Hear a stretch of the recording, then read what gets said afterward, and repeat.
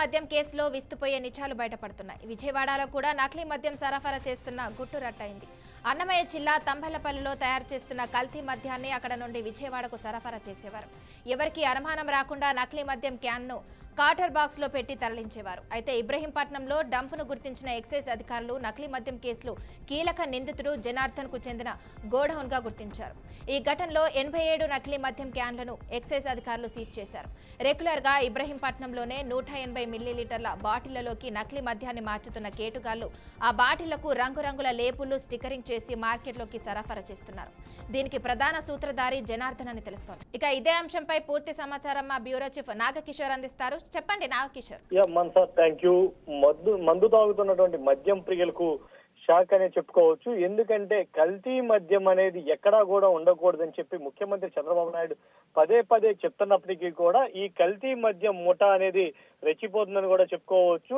ఇప్పటికే దీనికి సంబంధించి ములకల చెరువు, అన్నమయ్య జిల్లా ములకల చెరువులో ఈ కల్తీ మద్యం ఏదైతే ఉందో ఈ మద్యాన్ని ఎక్సైజ్ అధికారులు గుట్టు రట్టు చేశారని కూడా చెప్పుకోవచ్చు. దీనికి సంబంధించి వాళ్ళు పూర్తి విచారణలోకి వెళ్తే ఈ మూలాలన్నీ కూడా విజయవాడలో ఉన్నటువంటి ఇబ్రహీంపట్నంలో ఏఎన్ఆర్ బారు పేరుతోటి అందేపల్లి రామ్మోహన్ రావు అతని తమ్ముడు జగన్మోహన్ రావు నిర్వహిస్తున్నట్టుగా కూడా అధికారులు గుర్తించారు. అక్కడే ఈ కల్తీ మద్యాన్ని తయారు చేసి ఈ మద్యాన్ని మొత్తం కూడా రాష్ట్రంలో ఉన్నటువంటి షాపులకి కూడా సప్లై చేస్తున్నట్లుగా కూడా అధికారులు గుర్తించేసి ఈ రోజు ఎక్సైజ్ శాఖ అధికారులతోటి ఏఎన్ఆర్ షాపుల బార్ల మీద దాడులు చేయడం జరిగింది. ఆ దాడుల్లో పెద్ద ఎత్తున మద్యాన్ని కూడా గుర్తించడం జరిగింది. ఇప్పటికే అందేపల్లి రామ్మోహన్ రావు పరారీలో ఉండడంతో అతని తమ్ముడు అందేపల్లి జగన్మోహన్ ని అదుపులోకి తీసుకున్నట్లుగా కూడా మనకి సమాచారం అందుతా ఉంది. దీనికి సంబంధించి ఈ రోజు ఉదయం సమయంలో ముఖ్యమంత్రి చంద్రబాబు నాయుడు ఎక్సైజ్ శాఖ మంత్రితో పాటు అదేవిధంగా ఎక్సైజ్ శాఖ కమిషనర్ తోటి కూడా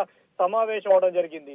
ఈ నకిలీ మద్యం వ్యవహారంపై ఎక్సైజ్ శాఖ మంత్రి కొల్లు రవీంద్ర ముఖ్యమంత్రి చంద్రబాబు నాయుడుకు మొత్తం కూడా వివరించడం జరిగింది. ఆయనకి మూలగల్ చెరువులో నకిలీ మద్యం వ్యవహారంపై మొత్తం అధికారులంతా కూడా ఆయన దృష్టికి తీసుకురావడం జరిగింది. నకిలీ మద్యం బాటిల్స్, లేబుల్స్, అదేవిధంగా వాళ్ళు ఎలా తయారు చేస్తున్నారు అనే విషయాన్ని కూడా క్షుణ్ణంగా చంద్రబాబు నాయుడుకి వివరించడం జరిగింది. అదేవిధంగా ఈ నకిలీ మద్యాన్ని తయారు చేస్తున్నటువంటి 14 మందిని కూడా గుర్తించాము. ఇప్పటికే 10 మందిని కూడా అరెస్ట్ చేశామని చెప్పి ఈ ఎక్సైజ్ శాఖ అధికారులు ముఖ్యమంత్రికి కూడా తెలియజేస్తున్నారు. అలాగే ఫేక్ లేబుల్స్, వివిధ బ్రాండ్లకు సంబంధించినటువంటి నకిలీ మద్యం బాటిల్ను కూడా స్వాధీనం చేసుకున్నట్లుగా కూడా తెలిపారు. అదేవిధంగా A1 గా అద్దేపల్లి జగన్మోహన్ రావు ఉన్నాడని చెప్పి కూడా ముఖ్యమంత్రికి చంద్రబాబు నాయుడుకి సమాచారం అయితే పూర్తిగా అందించారు.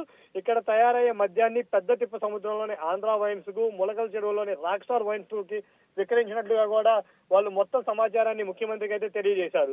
జనార్దన్ రావు సూచనల మేరకే ఈ నకిలీ మద్యాన్ని తయారు చేసేసి విజయవాడ ఇబ్రహీంపట్నం నుంచి ములకల చెరువు, అదేవిధంగా రాక్ స్టార్ వైన్స్, అదేవిధంగా వివిధ ప్రాంతాలకు కూడా టి రాజేష్ అనే వ్యక్తి పేరిట వీటిని పంపించినట్లుగా కూడా వాళ్ళు సమాచారాన్ని గుర్తించినట్లుగా కూడా చెప్పారు. అదేవిధంగా దీనికి సంబంధించి 2 వైన్ షాపులను కూడా ఇప్పటికే సీజ్ చేశాము, అక్కడ స్టాక్ ను కూడా తీసుకున్నామని చెప్పి కూడా అధికారులు ముఖ్యమంత్రికి వివరించారు. దీనికి సంబంధించి ముఖ్యమంత్రి చంద్రబాబు నాయుడు ఈ రోజు ఉదయం మాట్లాడుతూ కూడా దీంట్లో ఎంత పెద్దవారున్నా సరే ఎవరిని కూడా ఉపేక్షించవద్దు, ఎలాంటి వారైనా సరే కఠిన చర్యలు తీసుకోవాలని చెప్పి కూడా చెప్పడం జరిగింది. Mansa. Okay, thank you Nagakishore.